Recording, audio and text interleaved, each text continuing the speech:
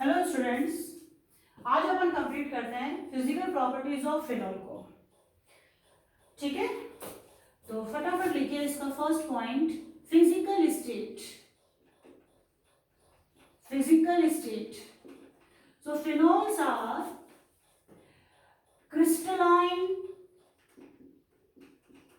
Crystalline solids.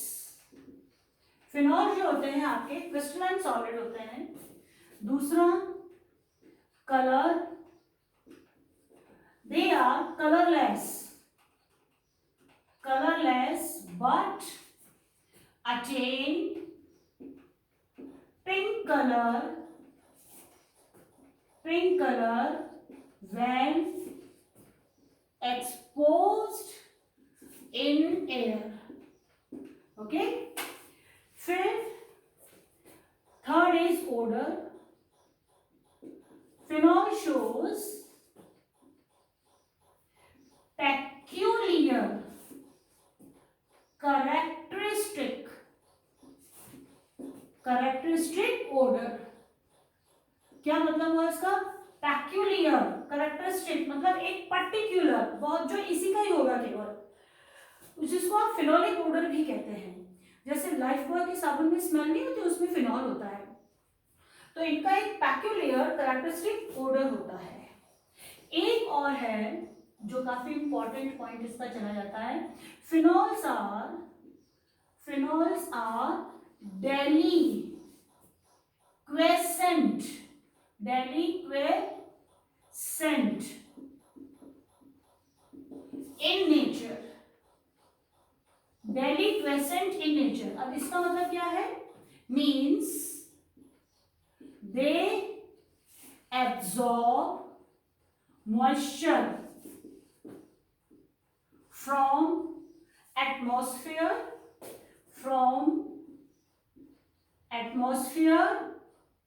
and get dissolved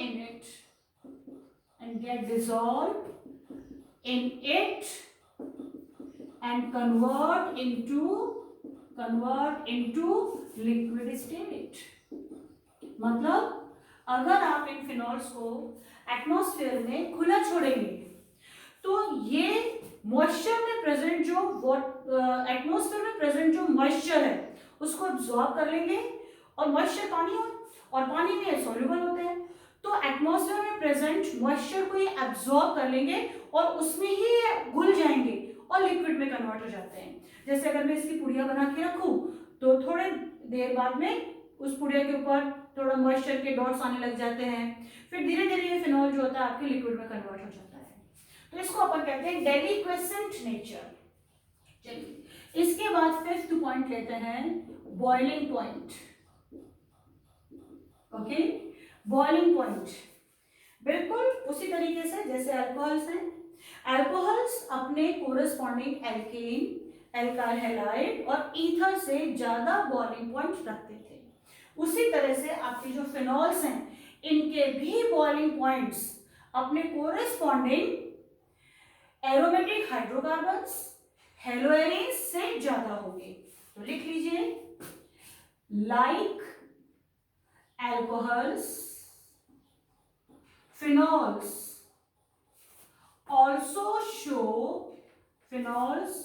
also show higher value of their boiling point than their corresponding aromatic hydrocarbon and haloarenes. अब ऐसा क्यों है? This is because of due to presence of intermolecular hydrogen bonding, जो कि absent होती है आपके किसके अंदर? एरोमेटिक हाइड्रोकार्बन यानी कि बेंजीन और हेलोएरिन्स में, दोनों में। तो कुछ एग्जांपल्स में ले लेती हूँ जिनके बॉइलिंग पॉइंट्स आपके लिख देती हूँ। जैसे फर्स्ट लेते हैं बेंजीन, ओके, इसका बॉइलिंग पॉइंट होता है 323 केल्विन। फिर इससे ज्यादा होता है आपके क्लोरोबेंजीन 405 केल्विन। 323 होता है कि 253 होता है, देखते हैं अभी। फिर इससे ज्यादा होता है ब्रोमोबेंजीन का विच इज 438 केल्विन। और इससे ज्यादा आपके फिनॉल आ जाता है, फिनॉल OH, इसको रहता है 455 केल्विन। और इससे ज्यादा आ जाता है आपके बेंजोइक एसिड COOH, ये होता है 523 केल्विन। ठीक है, ये बेंजीन का बॉइलिंग पॉइंट थोड़ा चेक कर लेना, मुझे लग रहा है शायद 323 ही है, ओके। तो ये ओजोन होता है। तो अगर मैं इसको छोड़ूं तो इन सब में से सबसे ज्यादा आपके फिनॉल का है, and this is only due to the presence of intermolecular hydrogen bonding. अब अपन नेक्स्ट लेते हैं सॉल्युबिलिटी। ये पानी में आराम से घुलते हैं। क्यों घुलते हैं? क्योंकि ये पानी के साथ आपके हाइड्रोजन बॉन्डिंग बनाते हैं।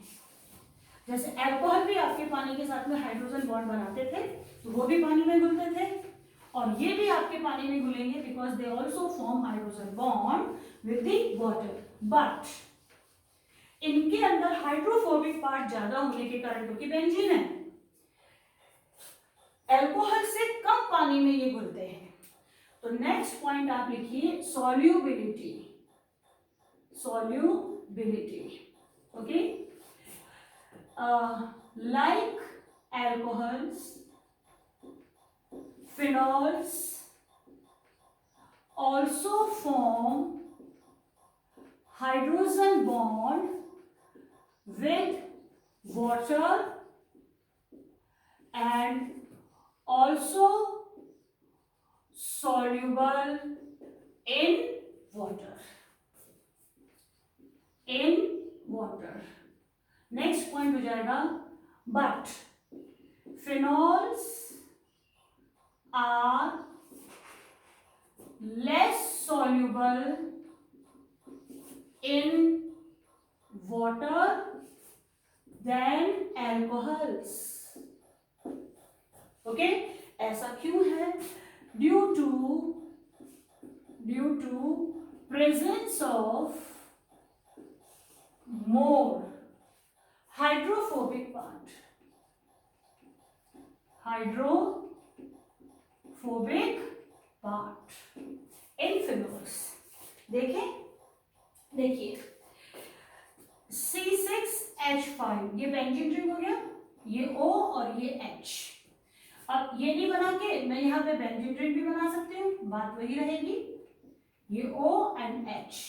जैसे एक और बना देते हैं C6H5 O and H। अब ये क्या है? Partial negative, partial positive.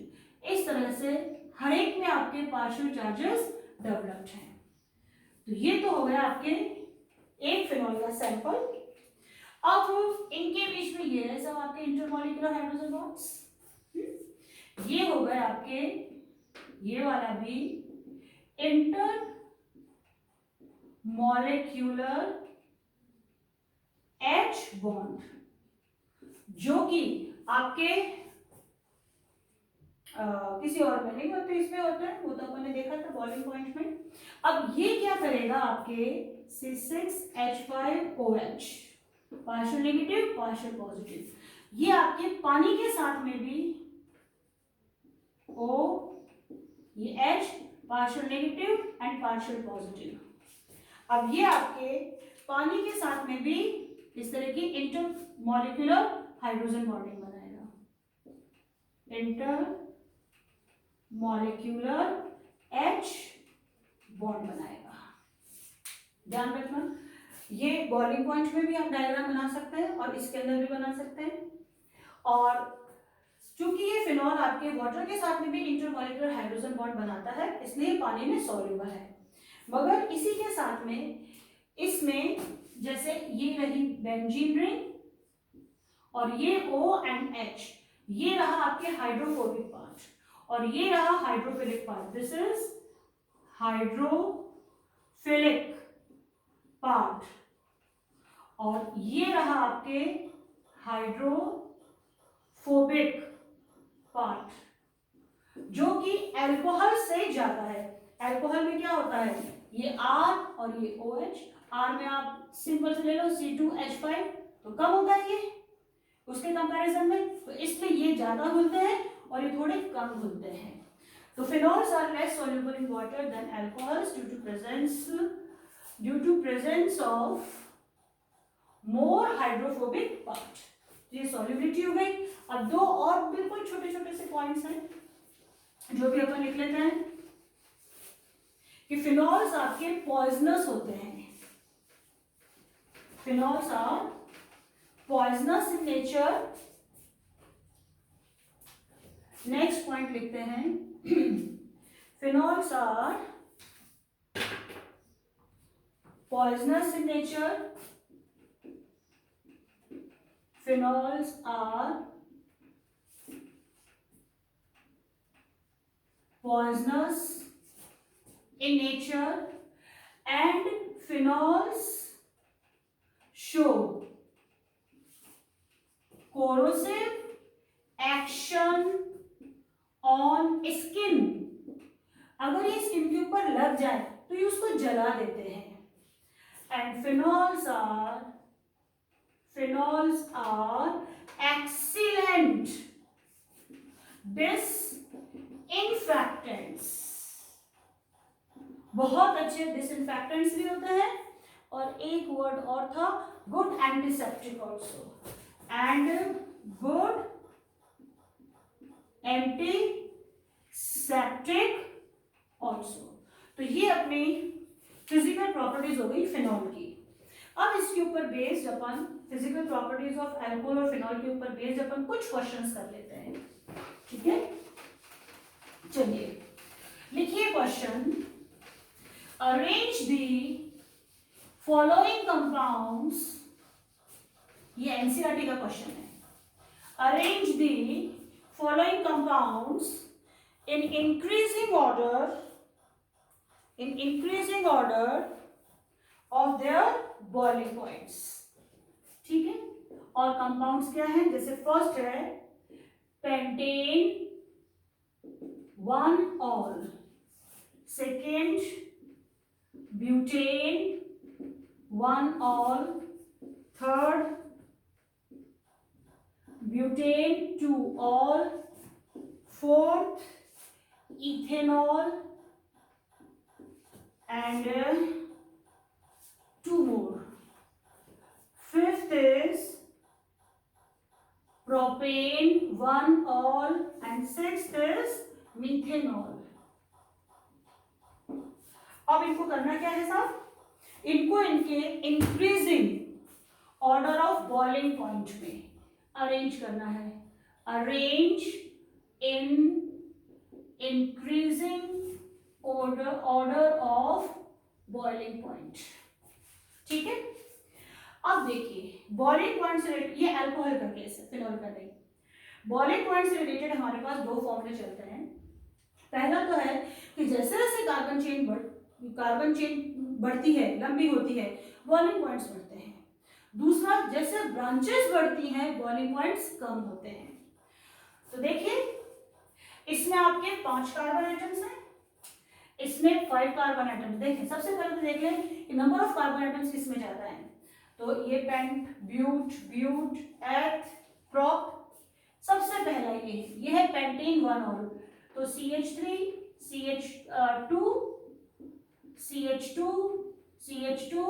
CH2 and OH, ठीक है। फर्स्ट नंबर पे सबसे ज्यादा बॉइलिंग पॉइंट इसका होगा, क्यों? क्योंकि इसमें कार्बन चेन जो है उसमें 5 कार्बन एटम्स हैं। तो ये तो निपट गया आपके। इसके बाद आता है आपके ब्यूट में आपके पास 2 केसेस हैं, एक ये और एक ये तो प्राइमरी है और ये सेकेंडरी है।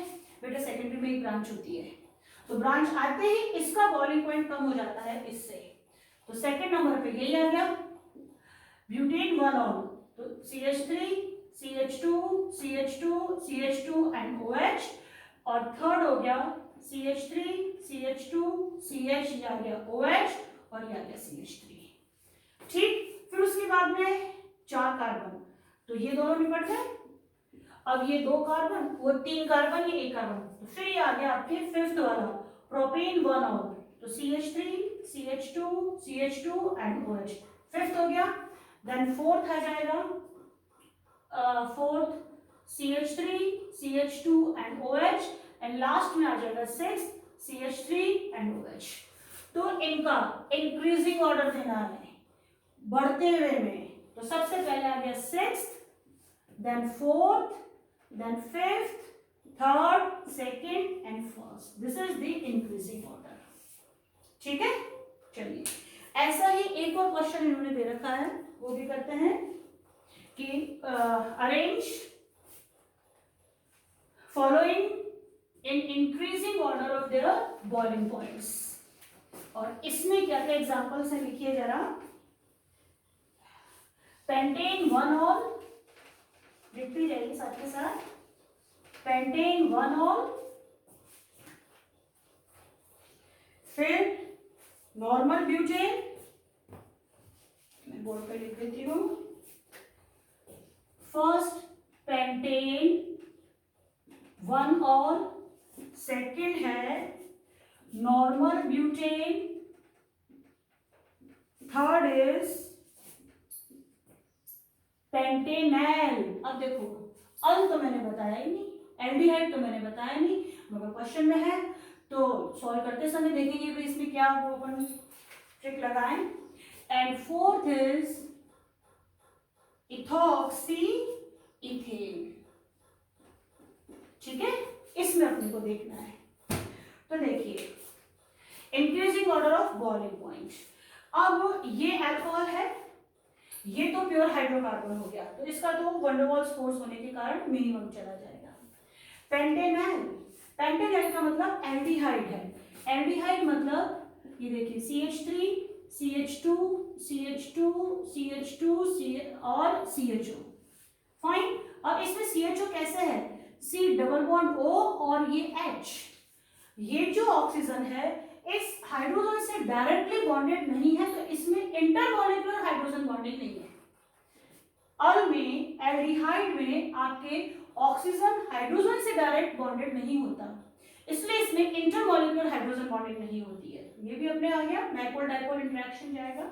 और इथॉक्सी इथेन, ईथर तो अपन ने देख ही लिया था, तो सबसे पहले तो ये हो जाएगा। अच्छा, इंक्रीजिंग ऑर्डर में लगानी है, तो सबसे कम तो ये हो जाएगा, तो सेकंड वाला सबसे कम, फिर इसके बाद में आ जाएगा आपका ईथर, तो फोर्थ, फिर आ जाएगा एल्डिहाइड, फिर आ जाएगा आपके अल्कोहल। तो अल्कोहल की तो सबसे ज्यादा due to the presence of intermolecular hydrogen bonding, फिर फाइट है आपके इसके और इसके बीच में, तो इथॉक्सी इथेन, ये देखिए CH3, CH2O, CH2 and CH3, ये तो मैंने पहले भी कहा था कि डाइपोल डाइपोल इंटरेक्शन होता है, मगर बहुत कम होता है, बहुत ही कम। ठीक है, तो इसमें इसका कम होगा, इसका ज्यादा होगा, तो मैंने पहले 4 ले लिया, फिर थर्ड ले लिया, और नंबर 1 पे तो आपके यही जाना है, और मिनिमम आपके यही होना है। तो ये क्वेश्चन भी हो गया।